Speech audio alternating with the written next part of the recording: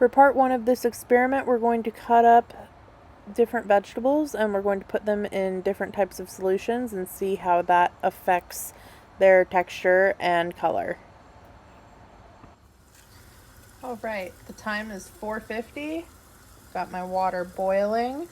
So I'm going to add the first carrot to the water and the first broccoli to the water. And we will check back in 5 minutes. This will be our control group, and then we will go from there. All right, 5 minutes has gone by since we put our control group in the boiling water. So I'm going to cut the water, and we're just going to take this out. I'm going to put it on the tray. So broccoli is green, which makes me think that we are dealing with chlorophyll B as opposed to chlorophyll A, but we don't have, the experiment does not go over A versus B, so we're just going to use this as our chlorophyll control.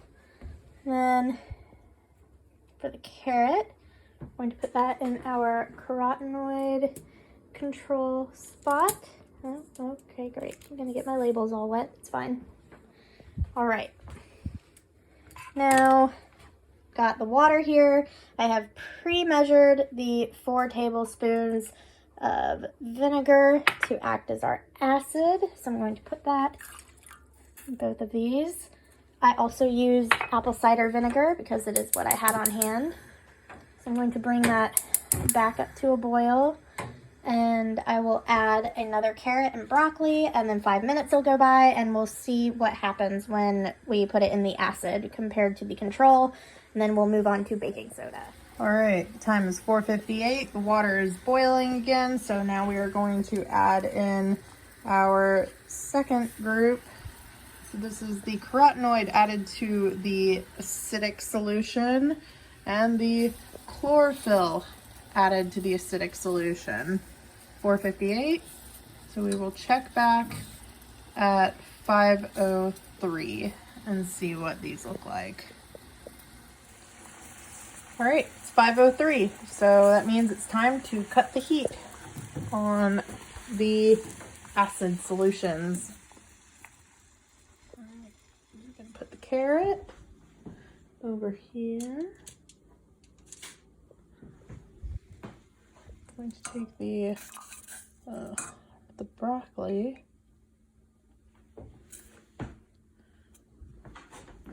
put that right there. Well, we can already kind of see a visible difference, but let's not jump to any conclusions until we get the base and all of the others done. Gonna switch out this water, get some new water going, and I will see you in a few minutes when it is time to do the last vegetable. All right, the water is boiling again, so now I'm going to add the baking soda. Ooh.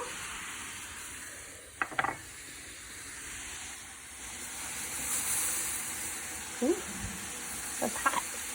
Ouch. All right, be safe. Just mix that up.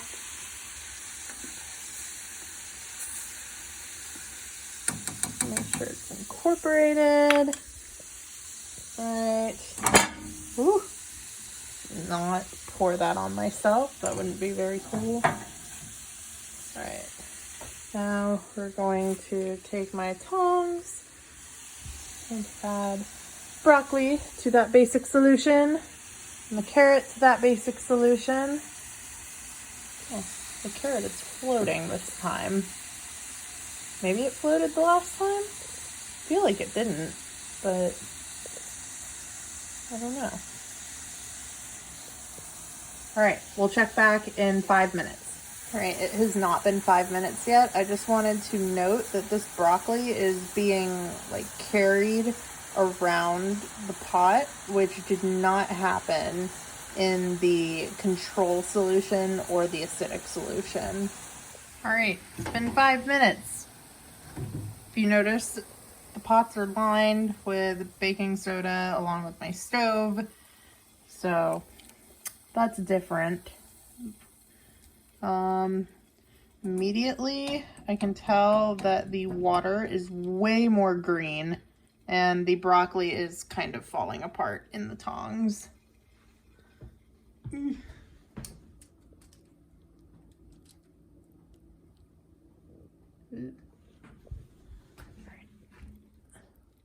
Oh, and the carrot is peeling.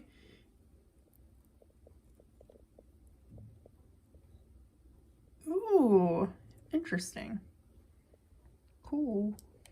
All right, gonna put that here. All right, so you now know the process of the experiment, so I am going to kind of speed up and go through the anthocyanins, which will be represented by the cauliflower, and the anthocyanins, which will be the red cabbage. I've got them prepped right here. I've got to wash these, get fresh water, and I'll probably just play a sped up video of me boiling and removing these.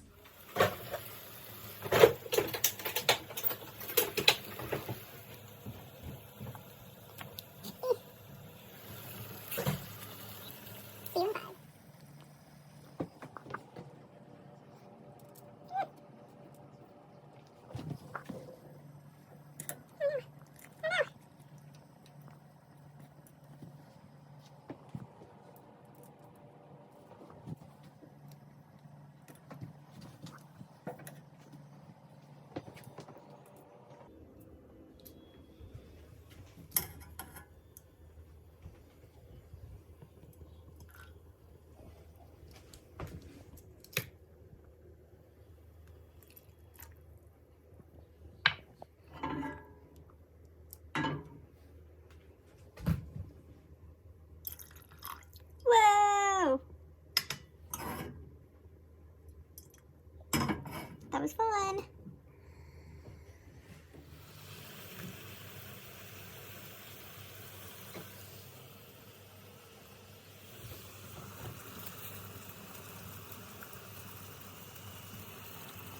Check back and back.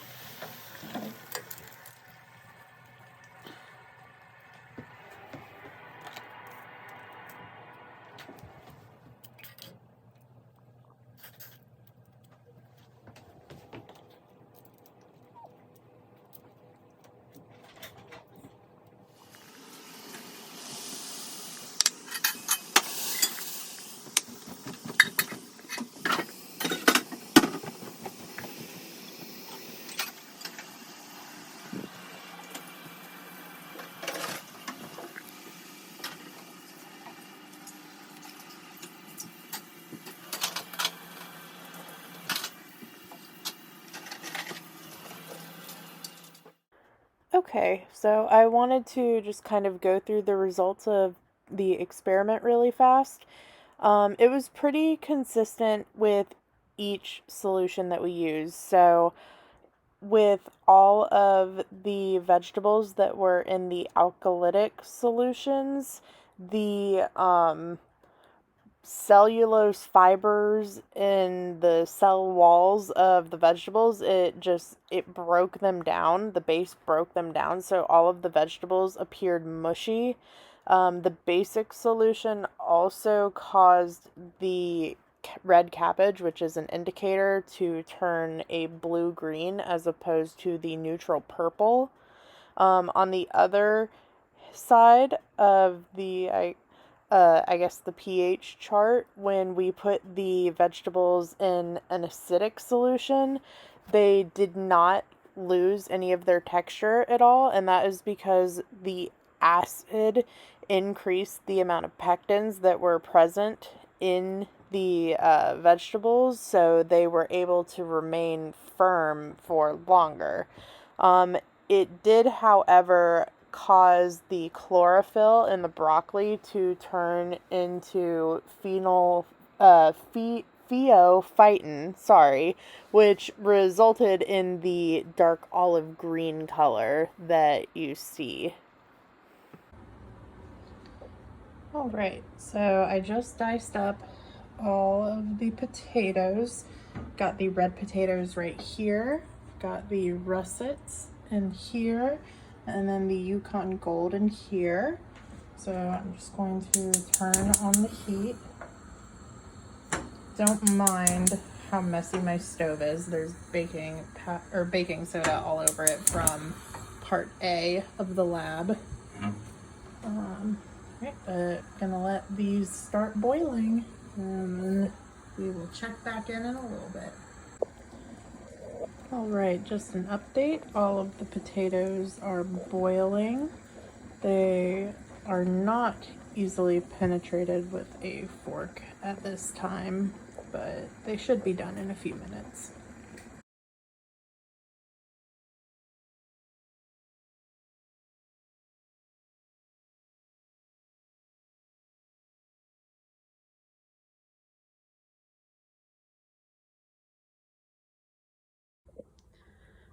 Okay, the potatoes are all done.